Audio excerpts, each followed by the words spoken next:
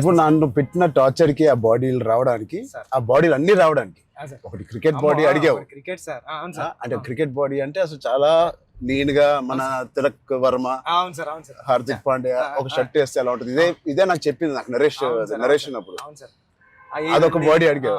కొన్ని రోజుల తర్వాత మళ్ళీ సార్ క్రికెట్ బాడీలో కూడా మీరు క్రికెట్ బాడీలో కూడా ఊరోడు కాబట్టి కొంచెం కొద్దిగా బండగా ఉండాలి.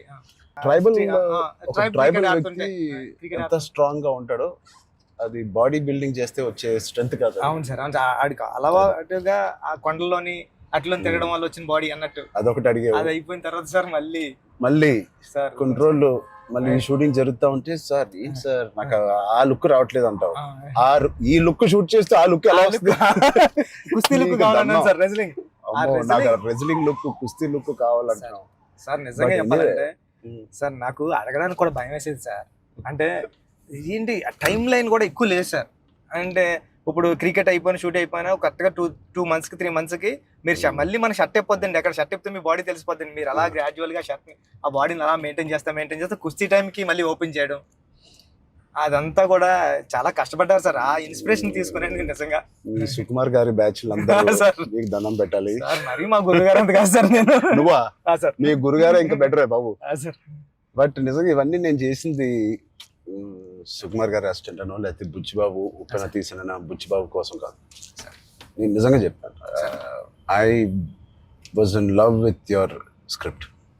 నువ్వు రాసిన కథ ఆ సరస్వతి దేవి కోసం నేను ఎన్ని చేసినా ఈ సినిమాకి తక్కువే అనుకుని ఏమడిగినా నేను చేశాను. అంత అద్భుతంగా నువ్వు రాస్తావు నీ సబ్జెక్ట్. ఆ సబ్జెక్ట్ కోసం ఆ సబ్జెక్ట్ చేయించుకుంది నాతో అనొచ్చు. నేను నువ్వు కాదు సార్ నువ్వు రాసిన సబ్జెక్ట్. అంటే సార్ థ్యాంక్ యూ సార్. కానీ అంటే మళ్ళీ ఇది అయిపోయిన తర్వాత ఇంకొక సెటప్ ఉంది అంటే మళ్ళీ దానికి బాడీ ఇచ్చారు.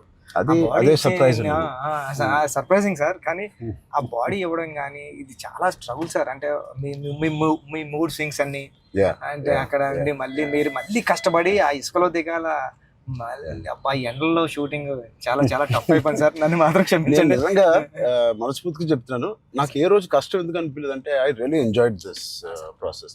నచ్చిన పని చేసేటప్పుడు శ్రమ తెలియదు అంటారు కదా, నాకైతే అలా అనిపించింది. బట్ ఇవాళ షూటింగ్ అయిపోయిన తర్వాత నాకు బాగా తెలుస్తుంది, ఎందుకంటే నొప్పులు ఎక్కడెక్కడి నుంచో నొప్పులు బయటకు పడుతున్నాయి. ఇది మా పాపను కూడా ఎత్తుకోవడానికి ఈ చెయ్య కొంచెం నొప్పేస్తుంది. రేపు ఎల్లుండో వెళ్ళి చిన్న ఎక్స్రే తీయాలి. అంటే ఆ కుస్తీలో చేయి పట్టి పట్టి పట్టి అది అదురు ఉంటది, అదిరి కొంచెం ఏదో అయింది దీనికి. మళ్ళీ మీకు చేతికి అది కుస్తీలో పట్టడం, ఆ పైల్వాన్స్ అందరం తిరగేయడం అట్లతో పాటుగా మళ్ళీ సార్ పైగా నువ్వు పెట్టింది ఆర్టిస్ట్ కాదు, నిజమైన పైల్వాన్స్. వాళ్ళని బతిమాలి బాబు నువ్వు యాక్టింగ్ చేయరా బాబు అని చెప్పడానికి వాళ్ళకి టర్న్ అవడం గట్రా రావట్లేదు సార్. సినిమా యాక్షన్ చెప్తే వాళ్ళు నిజంగా కుస్తీ నిజంగా పైల్వాన్ పట్టుకుంటున్నారు. పాపం సారీ సార్ అంటున్నారు. మళ్ళీ స్పోర్ట్స్ మ్యాన్ ఇన్స్టింక్ట్ ఉంటుంది కదా, స్పోర్ట్స్ మ్యాన్ స్పిరిట్, అది ఎంత మనం యాక్టింగ్ చేయరా అన్నా కూడా రాదు వాళ్ళకి.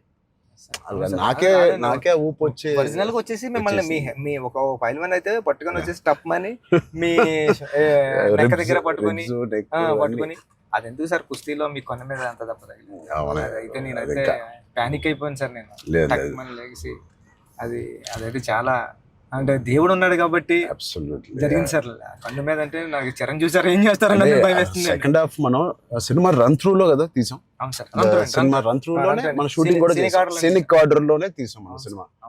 సో అది తీయడం వల్ల ఐ థింక్ నాకైతే చాలా చాలా హెల్ప్ అయింది మీరు అలా తీయడం వల్ల.